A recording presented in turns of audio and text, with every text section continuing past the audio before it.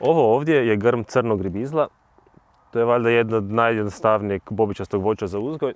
Ne trebate ga uopće rezati ako baš nemate vremena i on će i tak izdržati nekih 15-20 godina, rodit će svake godine. S tim da ako ga ne režete, onda rod nije toliko kvalitetan. Znači da bobice neće biti tak velike, grozdovi neće biti tak dugački, pa je onda malo i berba otežana. Ali svakako će biti nešto roda. Ja bih vam ipak preporučio da ga režete jer nije tak teško. Možete ga zrežiti doslovno za 10 minuta na godinu. I u biti je princip da ostavljate samo mlade grane, to jest grm bi trebao imati oko 15 do 20 grana koje su u rodu, a najbolje kod njega rode ovakve ili jednogodišnje grane ili dvogodišnje i onda trogodišnje još donekle, a sve starije od toga uklanjate svake godine.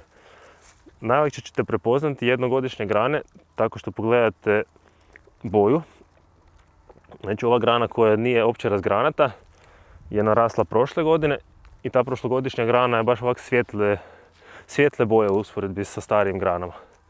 Evo recimo ove su starije, a ovo su baš mlade grane. I to onda je najljepše rodi. Ja obično krenem tako da uklonim sve grane koje se vuku po podu. Znači ovaj cijeli tu dio, to se sve reže i režete do sljedeće grane. Ovisi koja je situacija. Može se rezati ili baš do dna, znači uklonite granu u cijelosti.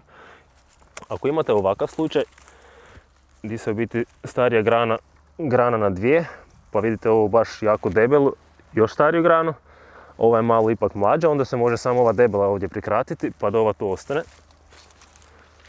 Barem kod crnog ribizla, kod bijelog je malo drugačije jer se ne grana tak lijepo.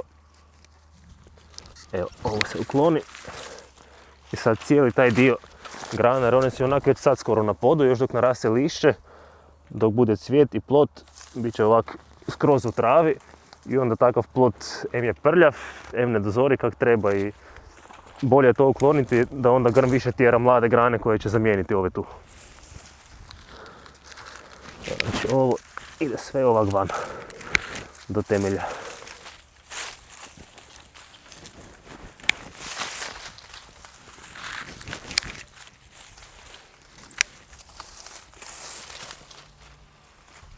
Ove grane možete iskoristiti i za razmnožavanje.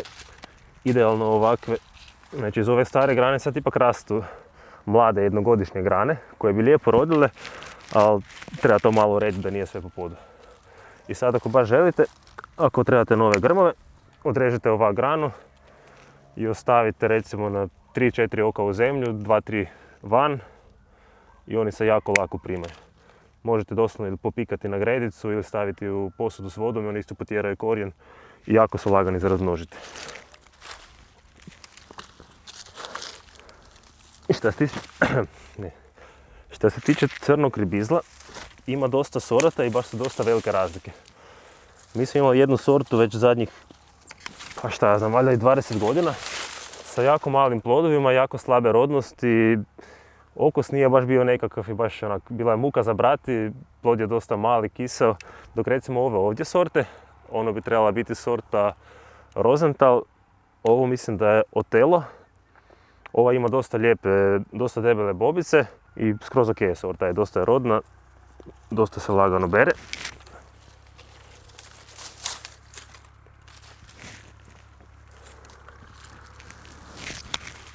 Evo ovak. Sad izgleda kao da sam uklonio baš jako puno grana s ovog grma, što i jesam, ali u biti još nisam baš jako ni rezao kako sam ih posadio, pa sad treba malo to jače riješiti. I dosta grana se povinulo prema dolje, jer ova sorta svake godine baš jako rodna, pa se onda to često dešava. Ovako ćemo to prikratiti. I još možda ova ovdje.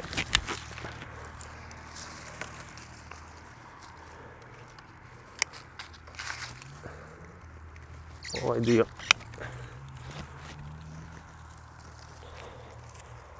Evo, ovo tu izgleda baš kao jako stari dio grma. Ovo ću sam malo prorijediti zbog toga jer u biti nema tako puno mladih grana ovaj grm, pa neću sad uklanjati baš sve.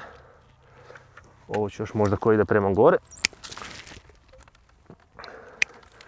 I zato što smo ovaj grm sad jako obrezali, on će potjerati još jako puno mladica koje će onda roditi sljedeće godine i grm će se obnoviti i sam urod će biti kvalitetniji.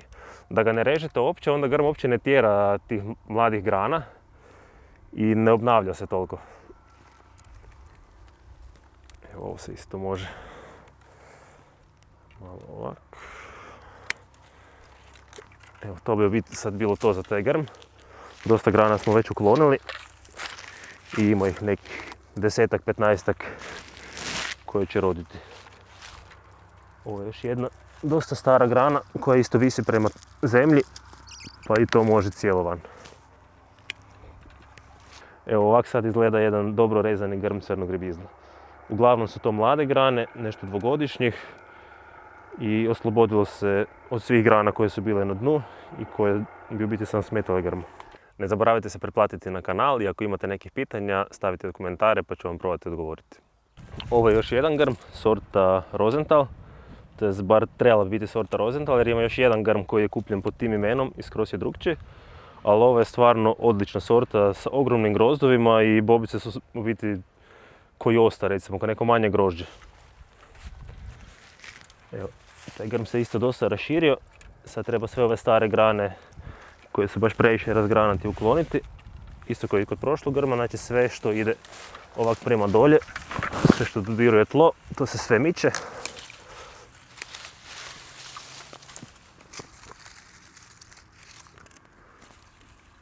Ako imate ovakav slučaj gdje imate ove jednogodišnje mlade grane, možete biti stariju granu samo prekratiti da mlada ostane.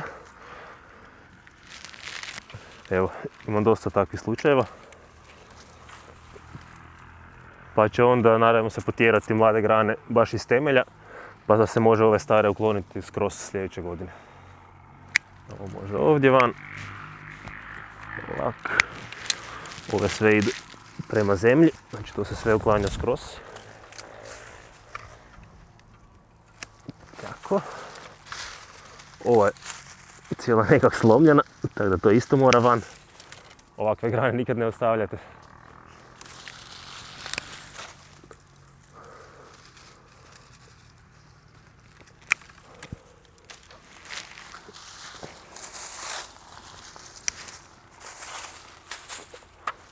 Ovo opet izgleda kao dosta stara, razgranata grana. To se miče.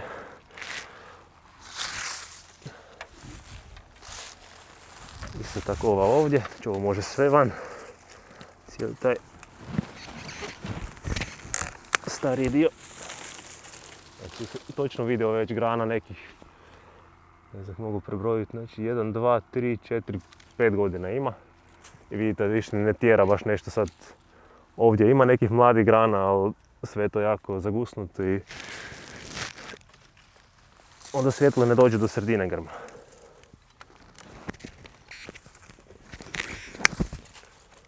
Ovako.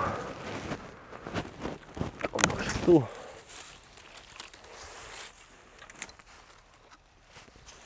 Ovo je opet tak jedna debela grana. To ću maknuti ovdje. Idealno vrijeme za rezidbu vam je upravo sad, znači dok grmovi miruju, dok još lišća nema, a već su pupovi lagano krenuli sa rastom.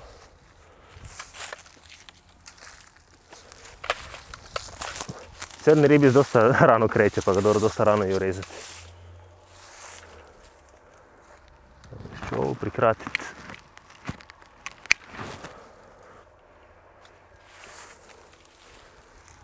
Ovaj tu dio.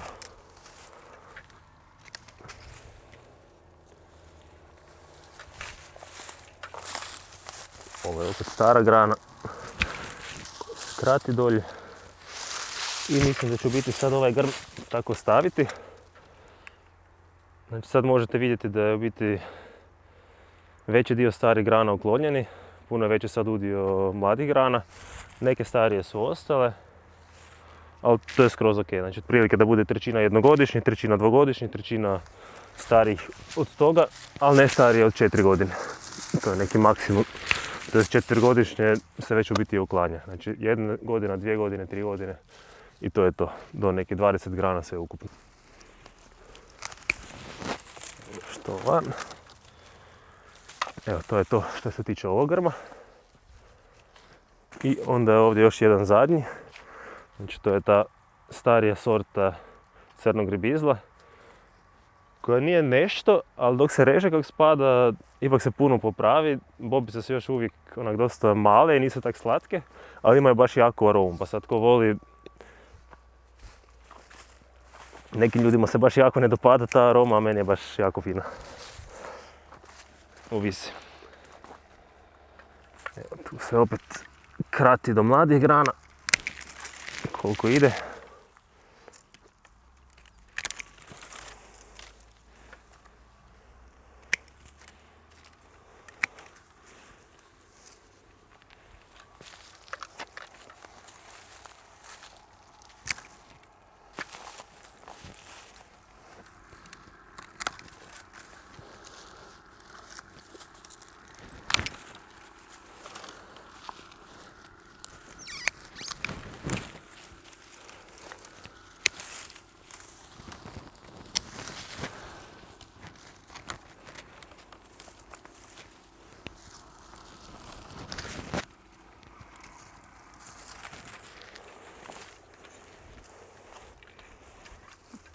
Princip je uvijek isti.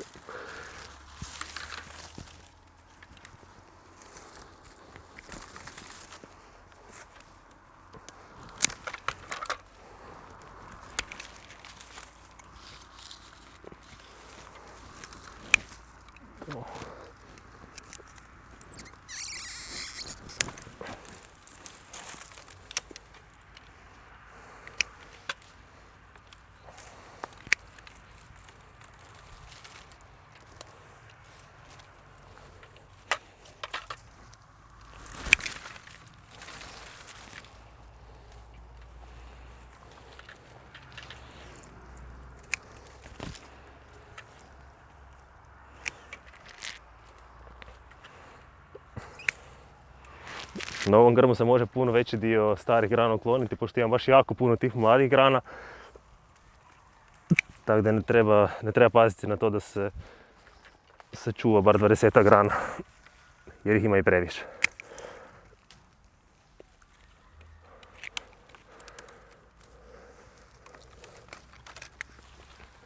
Evo, može onda cijela van.